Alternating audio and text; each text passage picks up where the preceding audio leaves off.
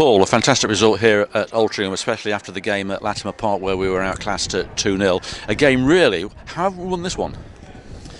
I think because we switched off, from a simple restart. I think that's the answer. We said at half time that we've got to be resolute and we've got to keep our concentration levels high.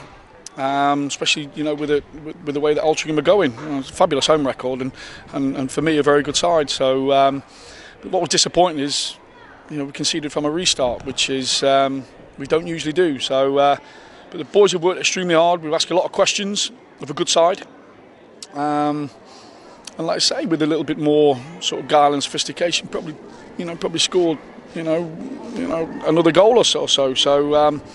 But look, we knew coming here it was going to be a tough game. You look at who they beat. A great result on Tuesday night. They put 5 past Telford. We saw the game, and it could give you nightmares when you see just how effective they are at home. So yeah, it's a positive point. But sometimes you look back, and we've done it a few times this season, and saying, it could have been the 3 if we'd have just extended the concentration levels. Well, it could have been 2-0, couldn't it, if Smith had got that goal in, and 30 seconds later it was down the other end and 1-1. Yeah, you're looking at that cutting edge, and I think we should have had 2 blatant penalties. Sort of question. I wasn't going to mention the referee, but let's mention the referee. Yeah, look, I just think today, I've just said to him, I don't think there's a really bad tackle in the game, and he's booked 6 people. To which he replied that, "Oh, what makes you think I book people for tackling?" So I asked him the question, "Why did you book them then?" And we knew that was for tackles. So a little bit sort of contradictory to some of the decisions. I honestly thought, if the first one wasn't a penalty, I'd actually think if Smithy wouldn't have got a touch on the ball, the boy played him. The boy played him. But the second one, I thought it was a blatant push. I thought it was a blatant push. For some reason he didn't see both, and we have to move on from that. But the tackle on McGrath, we've seen the photographs. McGrath was booked for winning the ball. It's not that he won the ball with the outside of his foot. It wasn't if he was being aggressive with his studs. The referee said that McGrath had gone through him. And then 10 minutes later, there was an incident just outside their box where I think somebody had gone through Linden, I think it was. We got the free kick, but no booking. So, like we said on numerous times, I don't want to really get too involved with referees because they've got a tough job to do. But there needs to be more consistency in the game and understanding, of people playing the game or whether it was a deliberate and dangerous foul. We don't want to see people getting hurt in the game, but I honestly can't think of one real dangerous tackle in the game, and yet we've had sort of six people booked, I think it was, from both sides. So frustrating, but that's taken away that we've worked extremely hard, played some good stuff, and matched a very good side in on their own ground where they've been so dominant in for large parts of the season. Yeah, another game unbeaten here. I think they've only lost 1 in 15 now at home. But next game we've got Guiseley, one of your former clubs, of course. We did the win over there. Looking forward to that one. A week off. Yeah, it's nice. We're going to give the boys, the early week off. I think they've been working hard. To be fair to the lads, even over the Christmas period, they've been in. They've worked hard in training. They've worked hard in games. There's only really the Altrincham game where I felt that they let themselves down. So they're a good bunch. They've showed a real true spirit. So they're going to have the early week off and back in Thursday. Hopefully, recharge the battery mentally and physically, and we go into another period of tough games. So starting with Guiseley Saturday.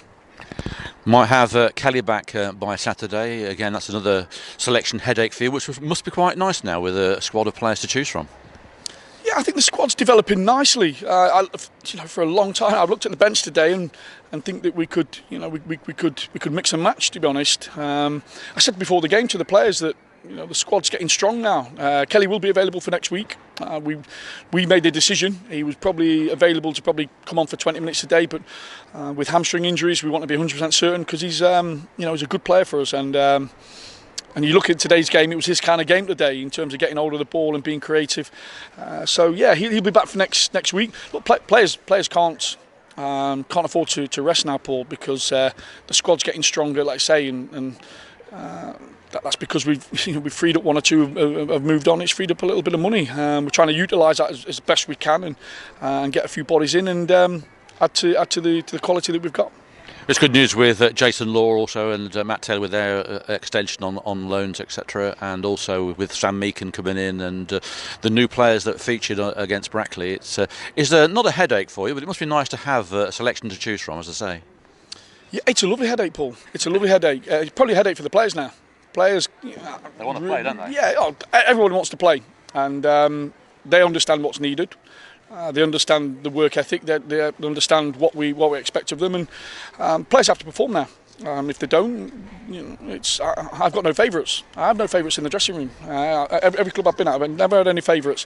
The team is the team that the team will pick itself really. That will be based on performance levels and results. It's as simple as that. So I don't think anyone can argue going forward. Everyone will get an opportunity. The squad is there for a reason. We've got Saturday, Tuesday now coming all the way through this through the February after this week, and we're going to get injuries. We're going to get suspensions. I think that's Macca now suspended for 2 games, and we've got the bodies now to deal with it instead of sometimes putting square pegs in round holes. So it's positive. It's positive for me.